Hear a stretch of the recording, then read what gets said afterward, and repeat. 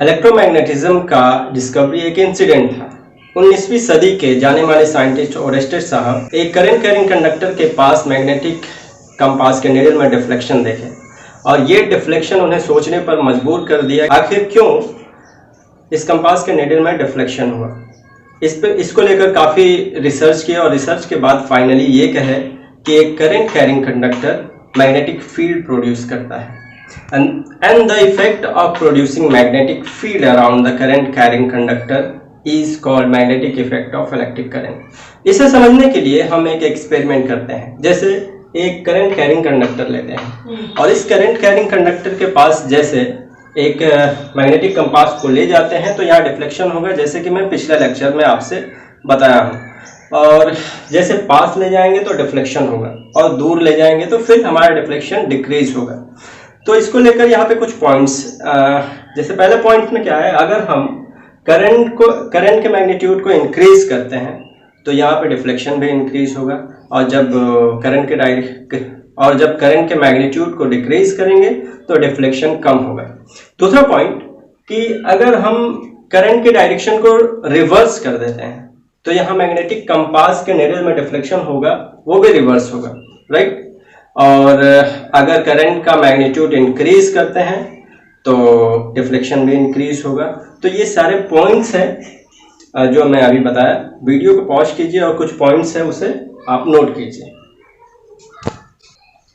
तो अभी तो समझ में आ गया कि एक करंट कैरिंग कंडक्टर अपने अराउंड में मैग्नेटिक फील्ड प्रोड्यूस करेगा, राइट। तो अब हम देखेंगे कि मैग्नेटिक फील्ड जो प्रोड्यूस होगा करंट कैरिंग कंडक्टर के अराउंड में उसका नेचर कैसा होगा। डिफरेंट शेप के हम कंडक्टर लेंगे, लाइक स्ट्रेट और सर्कुलर लूप, फिर सोलेनॉइड और फाइनली ये इलेक्ट्रोमैग्नेट। तो इस तरीके के शेप के हम कंडक्टर में हम देखेंगे कि पैटर्न किस तरीके से मैग्नेटिक फील्ड का बन रहा है। फर्स्ट पहला पॉइंट हम लेते हैं स्ट्रेट कंडक्टर। तो स्ट्रेट कंडक्टर में मैग्नेटिक फील्ड का पैटर्न कुछ इस तरीके से होगा, जो कि पहले ही मैं बताया हूँ। और इसके डायरेक्शन को चेक करने के लिए, इसका डायरेक्शन कैसा होगा, इसके डायरेक्शन को चेक करने के लिए हम right hand thumb rule use करेंगे। क्या? Right hand thumb rule. ये राइट हैंड थंब रूल है, मतलब ये थंब हमारा करंट के डायरेक्शन को रिप्रेजेंट करेगा और ये हमारा फिंगर जो रैप कर रहा है एक कंडक्टर को। अगर सपोज एक कंडक्टर मैं ले लिया, कोई मेरे पास एक कंडक्टर, जैसे यहाँ पे मैं सपोज ये कंडक्टर है, करंट कैरिंग कंडक्टर, और ये हमारा थंब रिप्रेजेंट कर रहा है करंट के डायरेक्शन अपवर्ड। ये हमारा फिंगर जो है ये फील्ड का डायरेक्शन है, राइट, एंटी क्लॉकवाइज ये डायरेक्शन। तो ये राइट हैंड थंब रूल से हम करंट के मैग्नेटिक फील्ड की डायरेक्शन को पता करेंगे, राइट। और इसे समझने के लिए हम मैग्नेटिक कंपास का भी यूज करेंगे। जैसे यहाँ पे ये आपका फिगर गिवन है और यहाँ पे अगर मैग्नेटिक कंपास को प्लेस करते हैं तो इसका जो डायरेक्शन होगा वो बताएगा कि मैग्नेटिक फील्ड का डायरेक्शन क्या होगा। और यहाँ पे हम देखेंगे कि जो मैग्नेटिक फील्ड प्रोड्यूस होगा कंडक्टर में वो directly proportional to amount of current होगा, मतलब जितना ज़्यादा करंट होगा उतना मैग्नेटिक फील्ड ज़्यादा होगा और जितना कम होगा उतना मैग्नेटिक फील्ड कम होगा।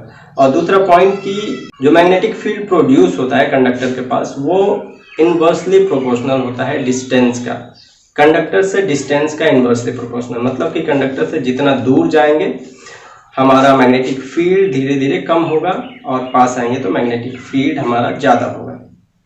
और जब हम स्ट्रेट कंडक्टर को कुछ इस तरीके से बना दें सर्कुलर लूप में तो हमारा किस तरीके से मैग्नेटिक फील्ड का किस तरीके से मैग्नेटिक फील्ड होगा, राइट। यहाँ गौर से देखिए, यहाँ पे मैग्नेटिक फील्ड जो है कंडक्टर के पास देखें तो कंसेंट्रिक सर्किल बना रहा है, मतलब एक सर्किल के ऊपर एक सर्किल। और फिर कंडक्टर इधर देखें तो यहाँ पे भी कंसेंट्रिक सर्किल बना रहा है। और जब हम राइट हैंड थंब रूल यहाँ पे यूज करेंगे तो राइट हैंड थंब रूल से हमारा डायरेक्शन मिलेगा, किस तरीके से मैग्नेटिक फील्ड का डायरेक्शन है। तो गौर से देखिए कि यहाँ पे कंडक्टर उस तरफ के कंडक्टर पे अगर अप्लाई करें तो हमारा करंट अपवर्ड डायरेक्शन में है तो हमारा मैग्नेटिक फील्ड का डायरेक्शन कुछ इस तरीके से मिलेगा। और इधर देखें तो हमारा करंट नीचे जा रहा है तो मैग्नेटिक फील्ड इस तरीके से। लेकिन हम लूप के अंदर देखें तो मैग्नेटिक फील्ड का जो डायरेक्शन है वो सेम होगा, तो यहाँ पे मैग्नेटिक फील्ड ऐड हो जाएगा।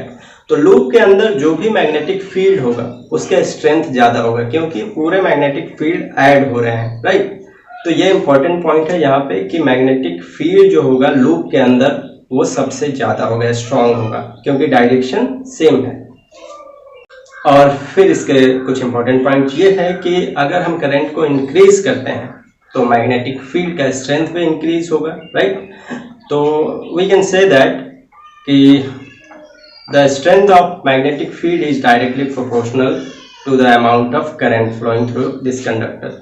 एंड दूसरा पॉइंट ये लिख सकते हैं कि strength of magnetic field is inversely proportional to the radius के इनवर्सली प्रोपोर्शनल होगा। ये सर्कुलर लूप का जो रेडियस है इसके इनवर्सली प्रोपोर्शनल होगा। इसका मतलब ये है कि जितना छोटा हमारा सर्कल बनाएगा उतना ज़्यादा हमें मैग्नेटिक फील्ड मिलेगा, स्ट्रॉन्गर मैग्नेटिक फील्ड मिलेगा, राइट। और जब हम इस सर्कुलर कॉइल को आपस में ऐड कर देंगे, इस तरीके से सर्कुलर कॉइल कुछ इस तरीके से बनाएंगे फिगर, तो यहाँ पे किस तरीके के नेचर होंगे। बेसिकली ये आपका सोलेनॉइड है।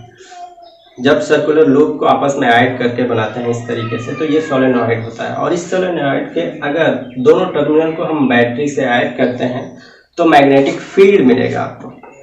इस मैग्नेटिक फील्ड का नेचर हमें बार मैग्नेट के मैग्नेटिक फील्ड के नेचर के जैसा ही मिलेगा, राइट। एग्जैक्ट अगर कंपेयर कर ले, ये बार मैग्नेट है, इसका फील्ड का नेचर कुछ इस तरीके है और सेम उसी तरीके से आपका सोलेनॉइड का फील्ड का नेचर है।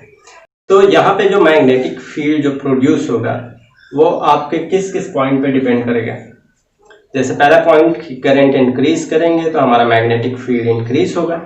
और दूसरा point, number of turns, coil के टर्न्स, जैसे ये जितने टर्न्स आपको दिख रहे हैं ना, ये जितने ज्यादा टर्न्स होंगे उतना ही आपका मैग्नेटिक फील्ड ज्यादा होगा, स्ट्रॉन्गर होगा। तो दूसरा पॉइंट ये हो गया कि हमारा नंबर ऑफ टर्न्स पे डिपेंड करता है। और तीसरा पॉइंट ये है कि कोर मटेरियल जो यूज करेंगे, जैसे सोलेनॉइड के बीच में जो मटेरियल अगर हम यूज करें, एयर है, अभी फिलहाल में तो एयर है, लेकिन यहाँ पे अगर कोई मटेरियल यूज करते हैं लाइक सॉफ्ट आयरन, तो मैग्नेटिक फील्ड जो है हमारा स्ट्रॉन्गर होगा। तो तीसरा पॉइंट ये है कि ये जो कोर मटेरियल यूज करते हैं इस पे डिपेंड करता है कि हमारा मैग्नेटिक फील्ड कितना स्ट्रॉन्गर होगा, राइट। तो ये 3 पॉइंट है, आप इसे नोट कर लीजिए। और यहीं पे देखें इलेक्ट्रोमैग्नेट्स को, तो इलेक्ट्रोमैग्नेट्स बेसिकली सोलेनॉइड और कोर मटेरियल को कंबाइन करेंगे तो इलेक्ट्रोमैग्नेट्स मिलेगा।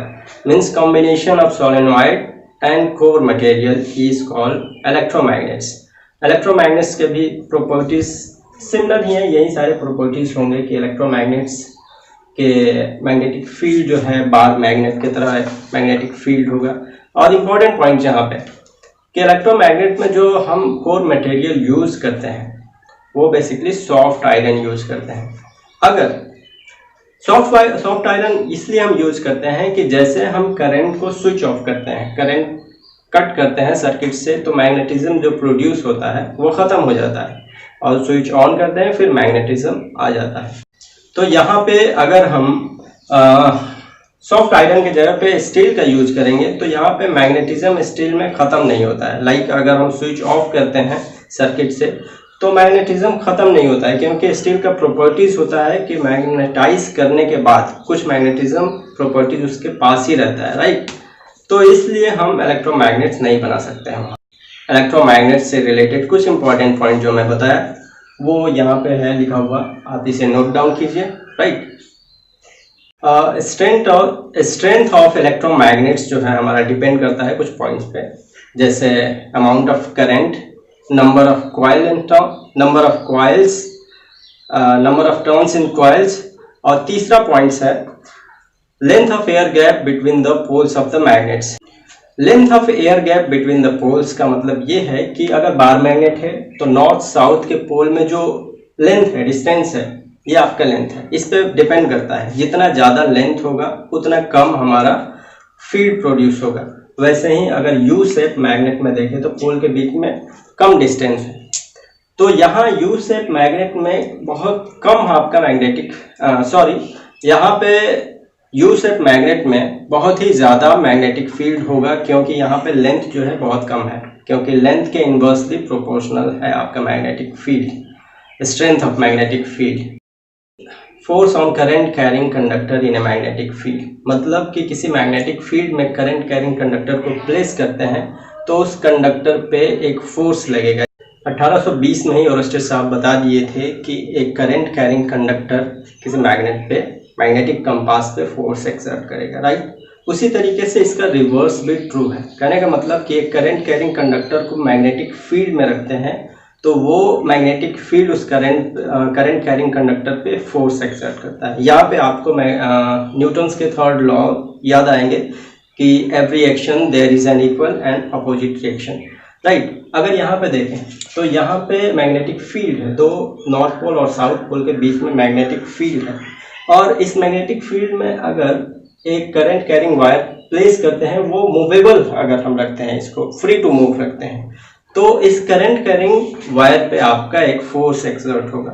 और ये फोर्स फोर्स का डायरेक्शन क्या होगा, हम फ्लेमिंग लेफ्ट हैंड के थ्रू देखेंगे। फ्लेमिंग लेफ्ट हैंड यही होता है कि आप अपने लेफ्ट हैंड को स्ट्रेच कीजिए इस तरीके से, थंब, फोर फिंगर और मिडिल फिंगर, ये इस तरीके से कि तीनों आपके म्यूचुअली परपेंडिकुलर है एक दूसरे पे। तो आपका थंब जो डायरेक्शन रिप्रेजेंट करता है, और फोर फिंगर आपका फील्ड, और आपका मिडिल फिंगर करंट। तो इसको अगर इस तरीके से हम देखें यहाँ पे तो हमें डायरेक्शन मिलेगा। फाइनली 1821 में फैराडे साहब, ये भी बहुत ही ग्रेट साइंटिस्ट थे, ये बताया कि किसी मैग्नेटिक फील्ड में अगर कोई कंडक्टर जो करंट कैरिंग कंडक्टर प्लेस करते हैं तो उस करंट कैरिंग कंडक्टर पे एक फोर्स एक्सर्ट होगा। इसी का यूज़ हम इलेक्ट्रिक जनरेटर, इलेक्ट्रिक मोटर में इस्तेमाल करते हैं। नेक्स्ट लेक्चर में हम इलेक्ट्रिक जनरेटर, इलेक्ट्रिक मोटर और Fleming left hand, right hand के फ्लेमिंग और Fleming left hand rule, right hand rule के बारे में डिटेल में पढ़ेंगे। इस लेक्चर में इतना ही। नेक्स्ट लेक्चर में हम मिलेंगे इन सारे पॉइंट्स को लेकर।